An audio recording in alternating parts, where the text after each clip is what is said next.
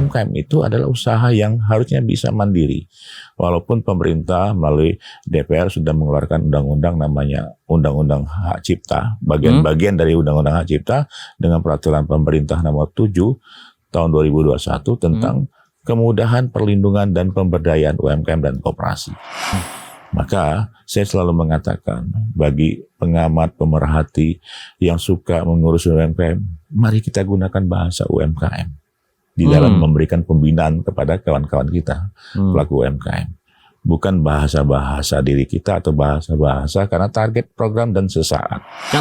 Nah, lebih baik lagi saya sarankan kawan-kawan UMKM, ayolah kita kemitraan. Anda di bawah koperasi ataupun di bawah suatu plasma ataupun kemitraan perusahaan besar di dalam mengajukan KUR.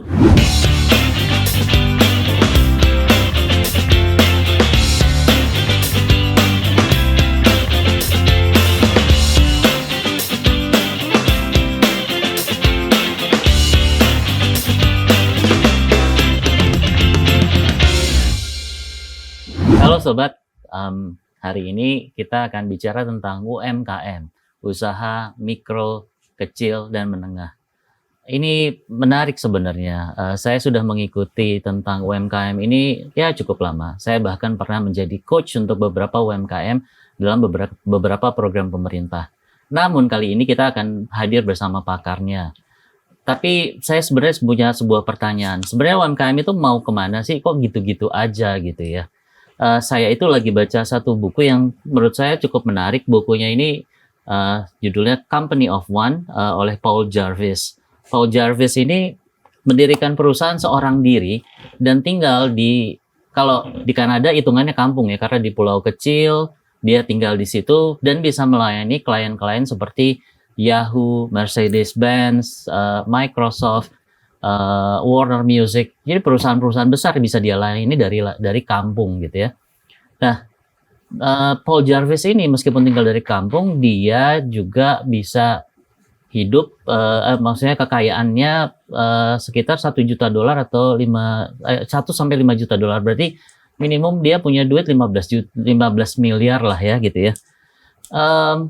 Nah, UMKM itu gimana ya? Apakah seperti itu, bisa seperti itu, atau memang jangan-jangan ya UMKM cukuplah segini aja? Dan kita hari ini ada pakarnya. Kita akan bicara seru-seru gimana ngedorong UMKM supaya bisa naik seperti itu. Jangan kemana-mana karena Anda berada di tangan yang tepat. Anda bersama saya, Coach Jaha. You are in good hand. Pak Teddy, Pak Teddy ini adalah ketua komunitas UMKM naik kelas gitu ya. Nah, menarik nih namanya naik kelas. Apakah ada UMKM yang tinggal kelas gitu Pak Teddy? Ya, terima kasih Pak. Ya, jadi ya UMKM ini memang unik. Data UMKM sejak 97 sampai hari ini tidak ada peningkatan signifikan. Tidak ada peningkatan signifikan. Sehingga perlu di penekanan klasifikasi dengan nama UMKM naik kelas. Jadi lebih spesifik. Sehingga kita benar-benar fokus. Kalau kita dengar UMKM naik kelas itu kan adanya di sekolah kan dulu kan. Iya, betul. SD ada 6 kelas, SMP 3 kelas, SMA 3 kelas. Nah, di UMKM kita coba buat klasifikasi seperti itu, Pak. Klasifikasi untuk mereka bisa naik kelas. Sebenarnya kondisi sekarang ini seperti apa, Pak? UMKM-nya, sehingga mungkin sobat You Are in Good Hands bisa tahu bagaimana kondisi saat ini dan bagaimana naik kelasnya. Ya, jadi seperti yang saya katakan tadi, data UMKM 97 sampai hari ini kelasnya itu tidak meningkat signifikan. Ini terlihat dari usaha besar nih, Pak. Ya. Usaha besar di Indonesia ini hanya 0,01%. Dominan kita adalah usaha mikro. Nah, usaha mikro itu yang bagaimana sih? Usaha mikro itu kriterianya atau klasifikasinya adalah dengan pendapatan atau omset di bawah 2 miliar setahun. Dan modal itu di bawah 1 miliar. Itu usaha mikro. Kalau usaha kecil, omset atau penjualannya antara 2 sampai dengan 15 miliar. Dengan modal antara 1 sampai 5 miliar. Usaha menengah, omsetnya atau penjualannya 15 sampai 50 miliar per tahun ya. Dengan modal antara 5 sampai 10 miliar. Nah, di atas itu berarti usaha besar. Oke. Nah, itu klasifikasinya, Pak. Jadi Paul Jarvis ini sebenarnya kategorinya masih Tergantung. Kalau seandainya dikatakan asetnya 1 juta US dollar atau anggaplah gampangnya 16.000 anggaplah ya, 16 miliar. 16 miliar. Kalau seandainya 50%-nya atau ada bagian daripada tanah dan bangunan, misalkan tanah dan bangunannya 10 miliar, berarti dia masih UMKM, Pak. Karena UMKM itu dengan modal di bawah 10 miliar. Kalau tadi 16 miliar, tapi aset tanah dan bangunannya 10 miliar, sehingga modalnya sendiri 6 miliar, itu masih UMKM. Karena modal ini tidak termasuk tanah dan bangunan. Nah, kalau kita lihat saat ini, ya mungkin kita coba bahas dulu masalah-masalah UMKM. Saya pernah bicara dengan Bapak gitu ya, bahwa UMKM tuh kalau saya ingat waktu saya mengadakan jadi salah satu coach di program coaching UMKM gitu ya, itu kayaknya kita sepakat gitu ya, ada sesuatu yang salah tentang persepsi masyarakat tentang UMKM. Kira-kira apa itu ya, Pak ya? Iya, ini salah satu yang unik yang salah tadi ya. Saya itu banyak sekali yang chatting, Pak Teddy, saya mau dong UMKM. Nah ini maksudnya apa? Pak Teddy, saya dong mau dapat UMKM. Mau dapat gitu ya? Dapat UMKM. Emang itu hadiah gitu ya? Saya pun bingung kan. Lah Anda sendiri kan UMKM nih. Berarti kan sudah menjadi UMKM. Tapi penafsiran lama-lama ternyata UMKM itu ditafsirkan sebagai bantuan, Pak. Ini miris banget. Sehingga paradigma UMKM itu orang yang butuh bantuan itu sudah sangat merendahkan ataupun merendahkan semangat kawan-kawan UMKM untuk bangkit. Sehingga makna ini harus dihapus. Harus dihapus di benak para pelaku usaha, khususnya UMKM. Bahwa UMKM itu adalah usaha yang harusnya bisa mandiri. Walaupun pemerintah melalui DPR sudah mengeluarkan undang-undang namanya Undang-Undang Hak Cipta, bagian dari Undang-Undang Hak Cipta dengan peraturan pemerintah nomor 7 tahun 2021 tentang kemudahan perlindungan dan pemberdayaan UMKM dan koperasi. Nah, di sini kan ada unsur perlindungannya. Karena masih banyak pelaku UMKM kita yang 99,62% adalah usaha mikro yang masih butuh bantuan dan perlindungan tentunya. Gitu. Oke. Ini kita juga sempat diskusi tentang peran pemerintah membuka kesempatan buat UMKM ikut pelelangan ya atau pengadaan pemerintah. Pengadaan pemerintah. Gimana menurut pendapat Pak Teddy itu? Ya, saya melihat peraturan pemerintah nomor 7 tahun 2021 itu sudah sangat memihak UMKM. Salah satunya bahwa minimal 40% anggaran pengadaan barang dan jasa pemerintah itu untuk UMKM minimal, Pak ya.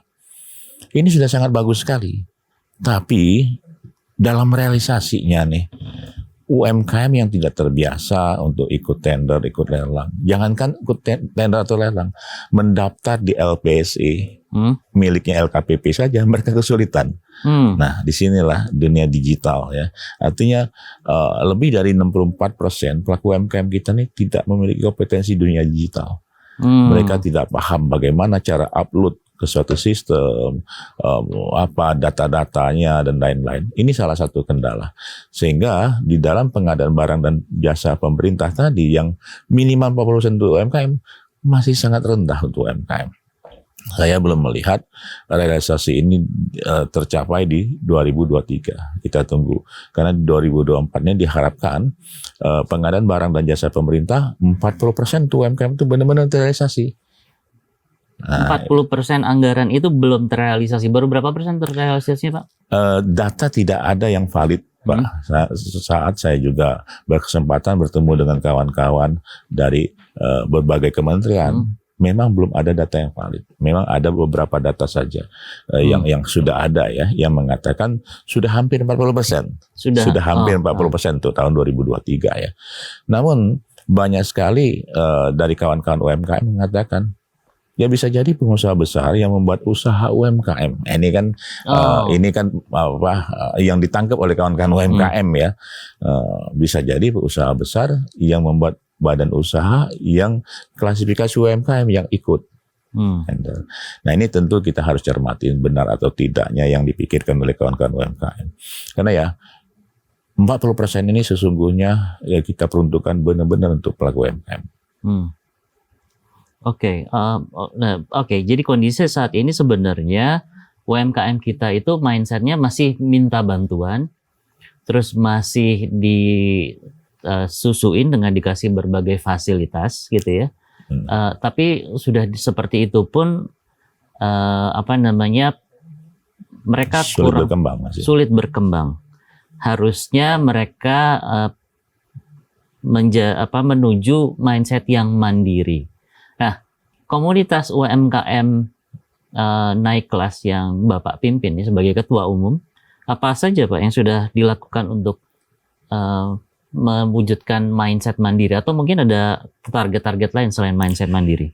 Ya, jadi komunitas UMKM naik kelas ini saya dan beberapa teman-teman bentuk itu di akhir 2019 sebenarnya. Dan saat itu COVID lagi kan, seminar nasional yang pertama kita lakukan itu pas tanggal 17 Maret 2020, satu hari sebelum pengumuman ini ya, tidak boleh lagi keluar sembarangan Maret ya. 19, betul. Nah itulah dasar dan akhirnya saya dan teman-teman coba lakukan semua komunikasi, pengajaran, pembinaan, pengembangan itu melalui online.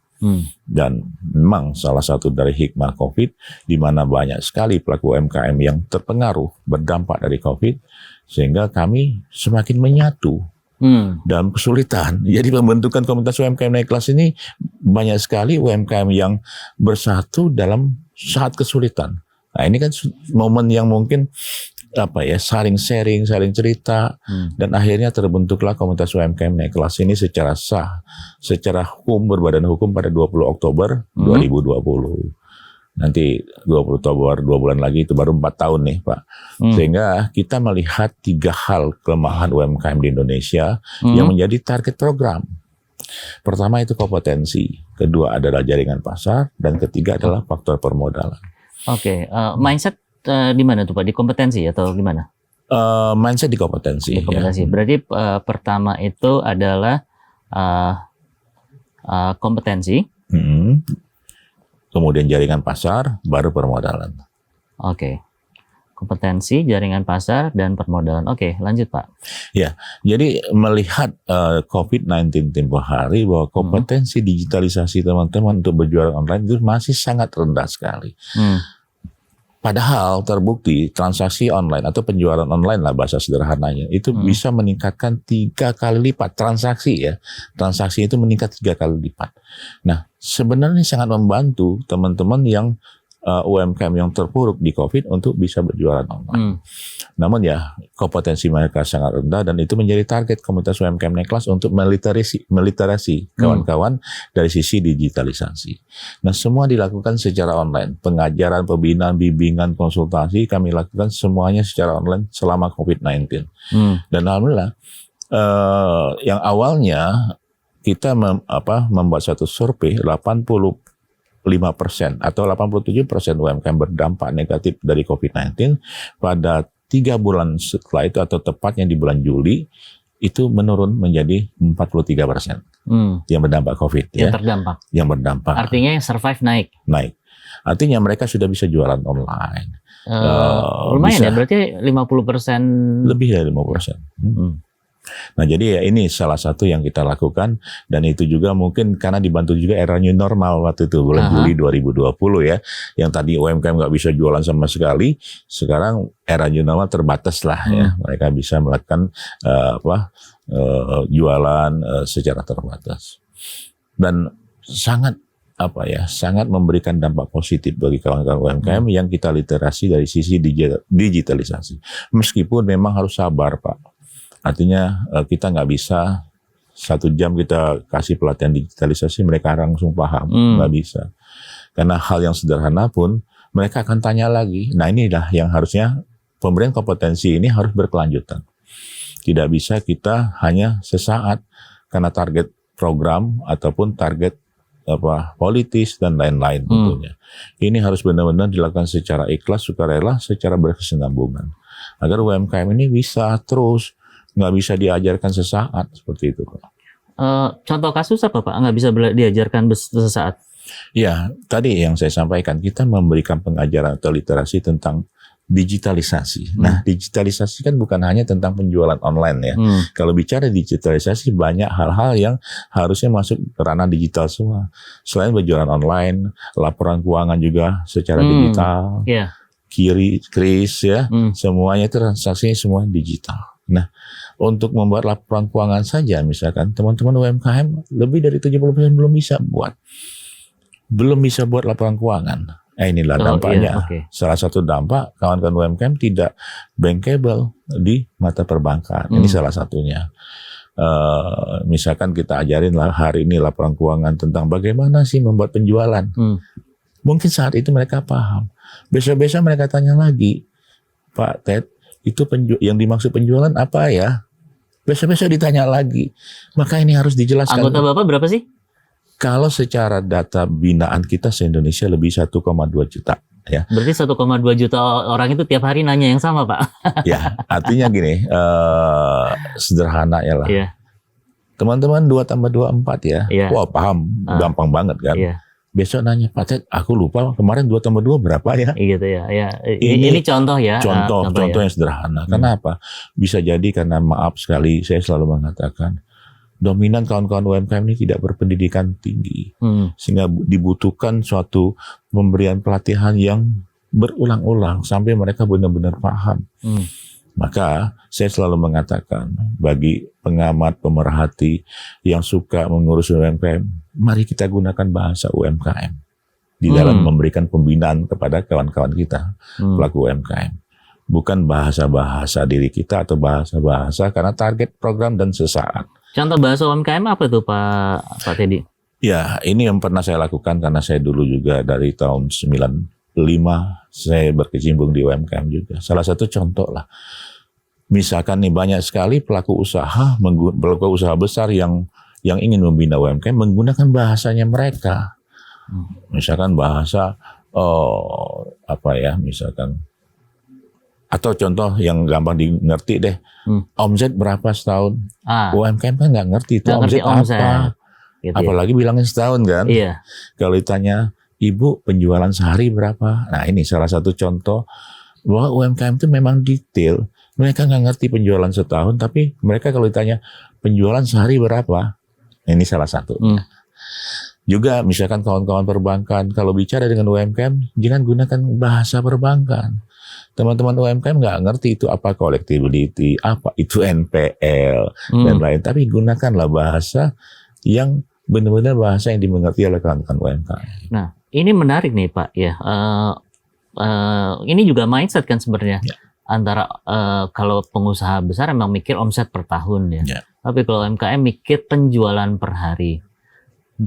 Dan juga ini juga sebenarnya apakah ini jadi tantangan sebenarnya untuk merubah mereka dari mindset penjualan per hari menjadi penjualan per tahun atau omset per tahun, harus berubah ke mindset itu, atau that's okay dengan penjualan per hari itu?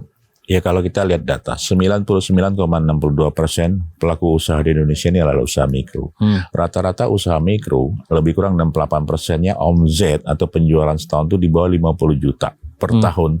Turun sebelum COVID, dulu kita 70 juta per tahun. Itu pun sangat rendah. Lebih dari 38% pelaku UMKM di Indonesia dengan pendapatan laba per bulan, laba bersihnya di bawah 1 juta. Di bawah 1 juta. Ya, dan 8,99% saya menganalisis masuk garis kemiskinan. Jadi kalau jadi UMKM identik dengan kemiskinan. Ini, saya ngomong-ngomong, ya lebih dari 84% UMKM itu yang memproduksi, mengadministrasi dan menjual. Semua dia lakukan. Sehingga tidak ada lagi perencanaan karena yang dipikirkan saya makan apa besok. Saya harus bagaimana besok.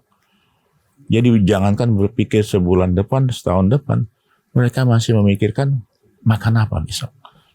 Nah ini mirisnya pelaku usaha UMKM di Indonesia. Masih banyak seperti itu. Dan pola pikir ini memang harus kita rubah pelan-pelan. Salah satunya mental. Ya. banyak sekali UMKM itu memikirin, waduh besok gimana ya, nanti mengeluh. Nah ini kan berdampak negatif terhadap mental bisnisnya. Sehingga banyak sekali UMKM yang kalah dari sisi mental. Makanya saya selalu mengatakan kawan-kawan UMKM, ayolah tempah mental kita, berjiwa petarung, bermental juara. Jadi, berjiwa bertarung, bermental juara. Kalau nggak salah ini tagline-nya UMKM naik kelas ya? Komunitas UMKM naik kelas, salah satu tagline-nya adalah itu. Berjiwa bertarung, bermental juara. Bermental juara. Wah, mantap tuh Pak Teddy. Lanjut. Oke. Nah, jadi dengan data seperti itu, bahwa memang kita harus memikirkan mental UMKM sehingga mereka ke depan, saya harus bisa mandiri. Saya selalu mengatakan, yuk kawan-kawan UMKM, janganlah jadikan UMKM itu sebagai orang yang selalu meminta-minta. Mari kita mandiri. Kalau kita pikir bisa, insya Allah pasti bisa. Nah, mental seperti ini yang bagian dari kompetensi yang selalu kita share. Bagian daripada motivasi bisnis, ya, motivasi kawan-kawan UMKM. Bahwa memang tidak ada yang bisa memikirkan diri kita selain diri kita sendiri. Pemerintah sudah menyiapkan payungnya dalam bentuk regulasi. Sudah bagus, tinggal bagaimana kawan-kawan UMKM menjemputnya. 40% anggaran pemerintah untuk UMKM, 30% ruang publik untuk UMKM, dengan biaya sewa juga 30%. Dan masih banyak lagi keperpihakan pemerintah. Dan bahkan survei kami 2023 mengatakan 85% UMKM memberikan apresiasi positif kepada pemerintah. Jadi betapa pemerintah dengan regulasinya yang saat ini sangat memikirkan UMKM. Tinggal realisasinya nih yang harus kita kawal bersama-sama. Gitu Pak. Oke, jadi setelah dilakukan pendidikan berkelanjutan, training untuk kompetensi gitu ya, terus harus pakai bahasanya UMKM, lalu pemerintah sudah menyiapkan fasilitas mulai dari 40% anggaran pengadaan, 30% ruang publik untuk UMKM bisa melebarkan jaringan pasarnya. Nah, terkait permodalan gimana Pak? Iya, jadi salah satunya memang permodalan akses ke perbankan lembaga keuangan ini sangat sulit bagi kawan-kawan UMKM. Salah satunya ya, yang nggak bisa disalahkan ya lain sih, UMKM sendiri yang memang tidak bankable dan visible. Tadi saya sampaikan lebih dari 75% UMKM nggak bisa buat laporan keuangan. Padahal itu syarat bagi kawan-kawan perbankan. Apalagi sekarang ini banyak sekali lembaga-lembaga keuangan semacam fintech ataupun pinjol yang memberikan kemudahan akses kredit, ya dengan tidak bertele-tele, tapi bunganya tinggi. Kalau macet, ini akan berdampak pada UMKM. BI checkingnya jelek. Nah ini juga kendala. Ini baru-baru ini banyak kendala kawan-kawan UMKM yang tidak bisa akses perbankan karena BI checkingnya jelek, dampak dari fintech ataupun pinjol. Sementara suatu peluang bagi kawan-kawan perbankan lebih dari 1,6 billion sebenarnya bisa diambil dari UMKM. Tambahan ya, hari ini ya kalau saya menyorotin bahwa bank memang adalah uang rakyat semuanya. Teman-teman perbankan harus memikirkan jangan sampai ini dana banyak yang bermasalah yang dilontarkan dalam bentuk kredit, sehingga tingkat kehati-hatian kawan perbankan sangat tinggi. Saya melihat memang perkembangan kredit UMKM dibandingkan dengan bank membeli surat berharga sekarang jauh tinggi. Kalau dulu surat berharga itu lebih rendah daripada kredit UMKM, sekarang sudah melampaui. Ya mungkin bisa dimaklum bank mencari prudent, hati-hati supaya dana masyarakatnya tetap terjaga. Nah, Presiden sudah mengatakan bahwa 2024 ini rasio kredit UMKM minimal 30%. Rasio kredit UMKM. Tapi ya di awal saya mengatakan saya tidak yakin itu akan tercapai. Jangankan 2024 yang butuh, waktu itu Pak Presiden mengatakan kalau tidak salah di tahun 2022. Nggak mungkin rasanya 2 tahun dari rasio 20% menjadi 30%. Saya pernah merasakan dari 2012 ke 2018 itu kan ada 6 tahun. saat 2012 rasio kredit UMKM itu 18, kalau nggak salah hampir 19%. Hanya butuh 1% untuk menjadi 20%. Targetnya 6 tahun hanya 1%. Itu pun tidak tercapai. Lah ini 2 tahun butuh 10% dari 20 ke 30% rasio kredit UMKM. Namun kenyataannya 2 tahun ini malah turun. Di 2023 akhir kemarin malah di bawah 20% rasio kredit UMKM. Memang dibutuhkan suatu pemikiran out of the box. Apa tuh kira-kira? Ya. Dari perbankan harusnya out of the box nih. Artinya kredit ini harus apa ya? Diberikan suatu perubahan signifikan lah. Fintech, pinjol berani. Oke. Nah, perbankan belum seberani mereka. Tentu mitigasi resiko tentu harus dipikirkan. Iya. Memang kawan-kawan perbankan mengatakan UMKM ini kan resikonya tinggi. Coba out of the box, pikirkan mitigasinya supaya semuanya bisa berjalan. Tentunya begitu. Nah, diharapkan memang pemerintah juga sudah memikirkan itu dari sisi PP 7 tahun 2021 tadi. Bahwa UMKM akan difasilitasi untuk mendapatkan pinjaman atau kredit usaha. Yeah. Nah, itu hanya baru sebatas regulasi. Kita perlu realisasinya. Apakah itu anggaran 40%, ruang publik 30%, bantuan pemerintah untuk permodalan, dan lain-lain. Gitu, Pak. Ya. Oke.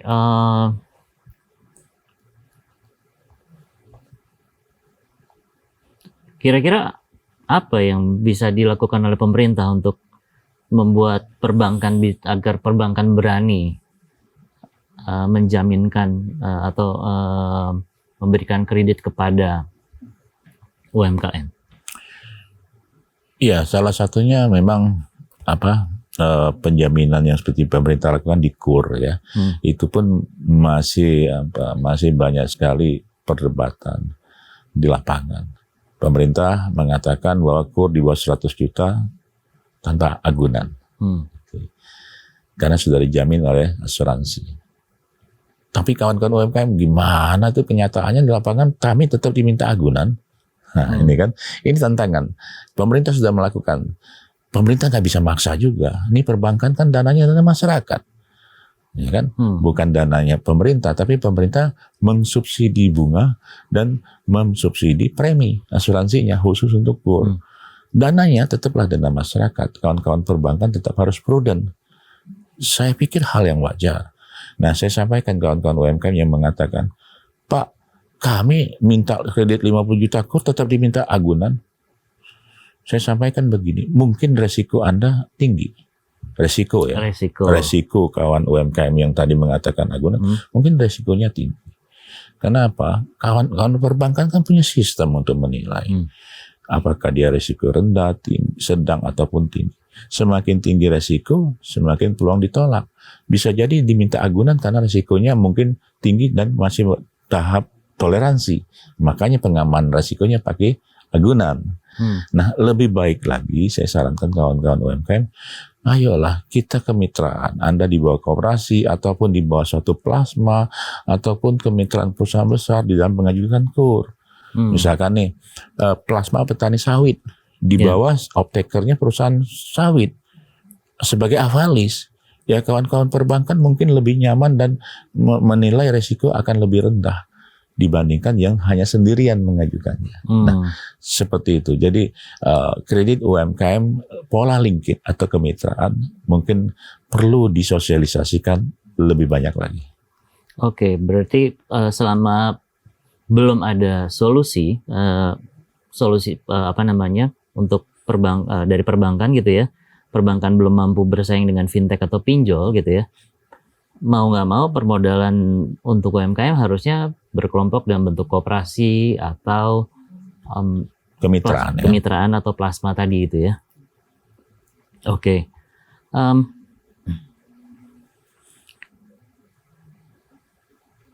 Terus gini Pak, ini kan berkelanjutan ya Pak. Bapak timnya ada berapa menangani 1 juta orang, dan 1 juta orang itu kan baru berapa persen dari jumlah penduduk Indonesia, sementara butuhnya kalau nggak salah sebuah negara maju butuh 3 sekian persen ya untuk 3,4 kalau nggak salah 3,4% untuk orang UMKM agar bisa mendorong ekonomi negara gitu.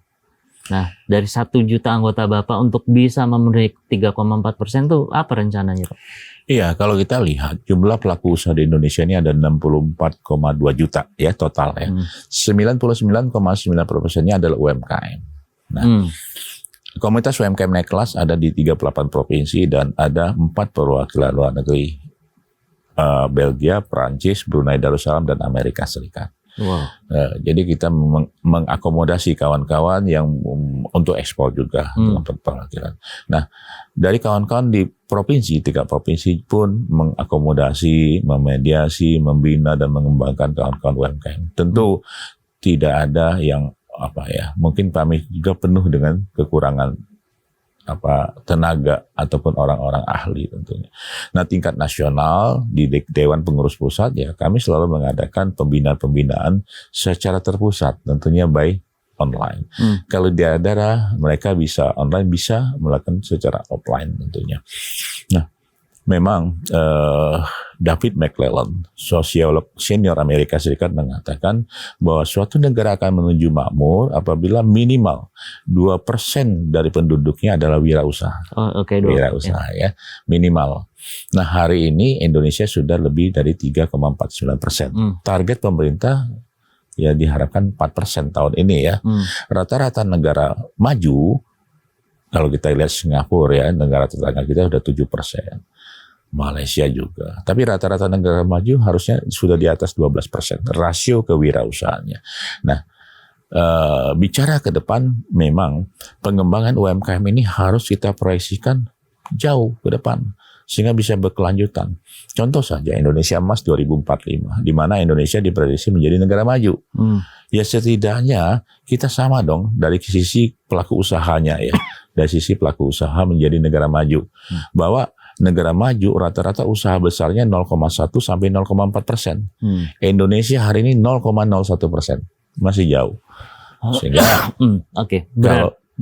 berarti sebenarnya harusnya UMKM ini terus naik kelas menjadi usaha menengah, usaha bahkan kalau perlu usaha besar untuk memenuhi standar-standar negara maju itu. Benar. Dan nanti diisi lagi dengan generasi baru UMKM lagi gitu ya Pak? Benar. Ya, jadi memang seharusnya rasio usaha besar itu lebih berimbang. Ini kecil banget usaha besar di Indonesia ini. Sehingga di 2045 nanti saat Indonesia dikatakan menjadi salah satu negara maju, minimal kita ikut angka minimal saja negara maju 0,1% usaha besar. Indonesia 0,1. Saya membuat suatu proyeksi analisis jumlah pelaku usaha Indonesia di tahun 2045.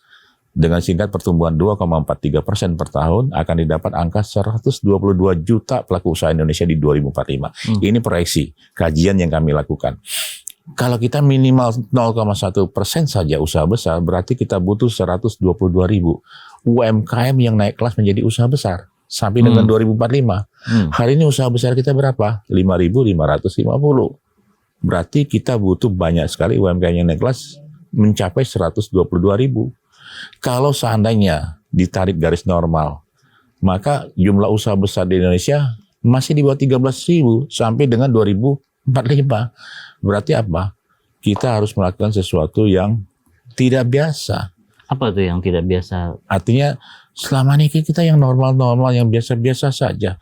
Lakukan sesuatu yang tidak biasa, out of the box yang belum orang lain lakukan, sehingga yang harusnya tadi 13.000 menjadi 122.000 pelaku usaha besar kita. Butuh kerja keras. Kalau bahasa saya di Kadin dari Pak Arsyad Ketua Umum kami, inklusif kolaboratif. Saatnya tidak ada ego sektoral lagi. Kita saling sinergi satu sama lain. Jangan menonjolkan sektor masing-masing. Sinergi, kolaborasi itu sangat penting menuju Indonesia Emas 2045. Oke, ini menarik sekali ya PR-nya. Dari 5.500 usaha besar menjadi 122.000 usaha besar itu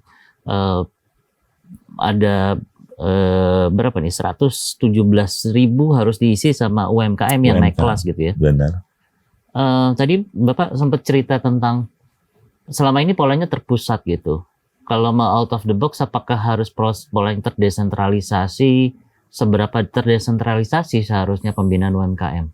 Ya, jadi ya UMKM itu kan dibina itu bukan hanya diberikan pelatihan, tapi juga pendampingan. Ini masih sangat lemah. Jadi salah satu out of the box yang saya pikirkan, tenaga pendamping kita ini kan sangat minim, Pak. Sementara banyak sekali UMKM, Pak, kami itu udah banyak sih dibina, dikasih pelatihan ini, bla bla bla bla. Tapi kami menjalankan itu kan butuh orang untuk mendampingi. Nah, tenaga pendamping UMKM di Indonesia ini kurang dari 6.000 untuk mendampingi 64,2 juta UMKM se-Indonesia. Belum lagi mungkin profesional tenaga pendamping tadi juga masih dipertanyakan, masih banyak keluhan dari kawan-kawan UMKM kan. Saya pernah dalam suatu diskusi FGD dengan teman-teman kementerian mengatakan kita punya 1,1 juta ketua RT se-Indonesia. Ya, kalau di kampung-kampung mungkin kepala dusun ya namanya. Ayo kita berdayakan. 1, berapa? 1,1 juta ketua RT atau setingkat ketua RT. Mereka yang paling tahu kok masyarakat sekitarnya. Ya kalau rata-rata satu RT itu 200 sampai 300 rumah. Artinya kan masih sedikit nih. RT menangan 200 sampai 300 kakak. Mereka tahu persis, oh ini UMKM. Mereka asal ketua RT atau kepala dusun atau apapun namanya setingkat RT diberikan dulu pembinaan, training for trainer tentang UMKM tentunya, sehingga mereka bisa membina, mendampingi sebagai konsultannya pelaku UMKM di daerahnya masing-masing. Wah, lucu juga ya kalau misalnya syarat jadi ketua RT punya sertifikasi pendamping UMKM gitu ya. Tapi ya ini menurut saya ini ide yang bukan mustahil ya untuk dilaksanakan. Artinya 1,1 juta ketua RT kan nggak harus semuanya jadi jadi RT yang mendampingi UMKM kan. Ya. Mungkin cuma berapa? 10%, 1% aja cukup kan ya. 1% sampai 2% dari ketua RT ini mendampingi warganya. Terus di satu RT itu ada 10 orang, udah bisa tercapai percepatan itu mungkin kurang lebih gitu ya Pak ya? Ya, apapun perlu kita pikirkan rasionya. Artinya kalau kita memikirkan rasio, kalau penggelembungan ya, ini yang besarnya kan di belakang nih mikro nih 99,62%. Di tengahnya ini kecil 196.000. Di menengah hanya hampir 50.000 lah. Di usaha besar 5.000-an. Jadi penggelembungannya tidak seimbang. Nah, kalau seandainya kita negara maju, setidaknya 12% itu di tengah. Artinya memang pelaku usaha yang kecil, yang formal, yang benar-benar masuk di kategori menengah dan besar dan kecil itu 12% total ya. Hari ini kan di bawah 12%, 99,62%-nya adalah usaha mikro. Berarti 0, sekian yang gabungan usaha kecil, menengah dan besar tadi 0, sekian masih kan. Karena 99,62%-nya adalah usaha mikro. Nah setidaknya yang 0, sekian tadi menjadi 12%. Sehingga rasio kewirausahaan kita adalah 12% di tahun 2045. Butuh pendampingan. Ya kalau kita pikir dari sisi anggaran, saya melihat kontribusi UMKM ini besar loh negara ini. 61% PDB, 97% tenaga kerja. Kenapa kita tanggung-tanggung, kita support. Kalau seandainya 1,1 juta RT, kita kasih insentif, anggap saja sebulan 1 juta. Baru 1,1 T. Yeah. 1 tahun, baru 12 T. Masih banyak kementerian yang dengan anggaran di atas 12 T. Dan saya melihat masih minim anggaran untuk Kemenkop UKM dalam mengelola UMKM. Yeah. Ya, mari kita serius. Ini out of the box. Iya, dan pembinaan mengupgrade ketua RT untuk jadi pendamping UMKM juga rasanya ya karena nggak harus 1,1 juta ketua RT ini ya, mungkin bisa diambil beberapa yang memang potensi nanti biar bergulir menularkan ke RT-RT lainnya gitu ya. Ya, bisa jadi seperti itu. Misalkan dalam satu kecamatan ambil misalnya 10% dulu. Sehingga mereka di antara mereka bisa saling melatih nantinya satu sama lain.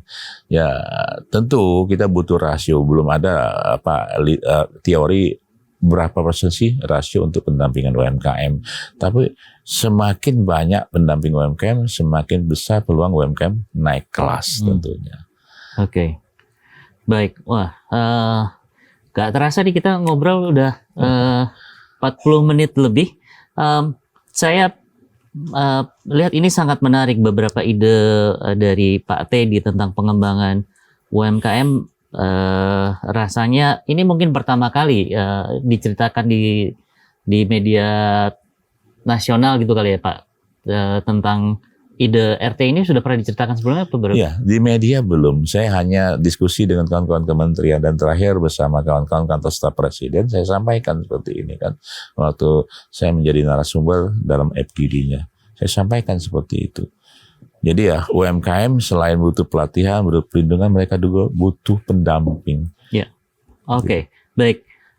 Jadi sobat, ini kita punya tantangan ya sebenarnya menurut Pak Teddy, dan saya juga yakin ini sesuatu yang sangat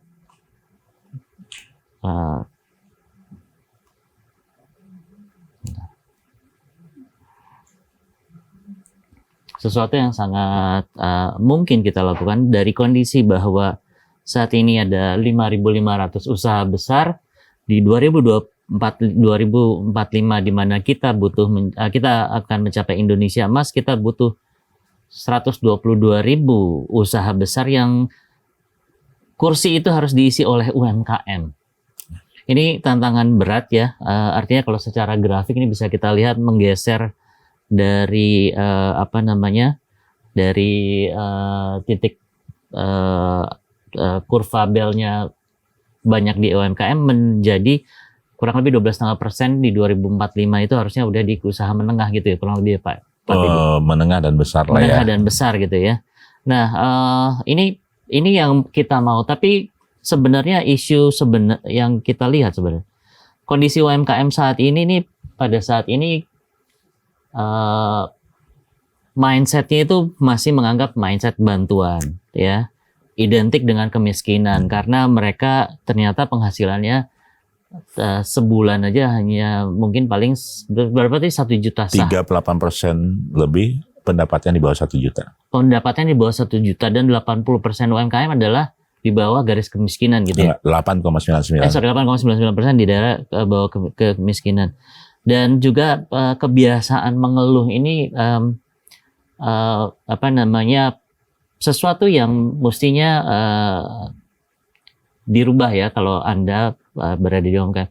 Dan pemerintah sebenarnya juga udah cukup banyak yang dilakukan oleh pemerintah ya, seperti kita lihat di sini, mulai dari memberikan kesempatan untuk mendapatkan anggaran pengadaan sampai 40%, 30% ruang publik disewakan untuk UMKM dengan harga UMKM gitu ya Pak. Yeah.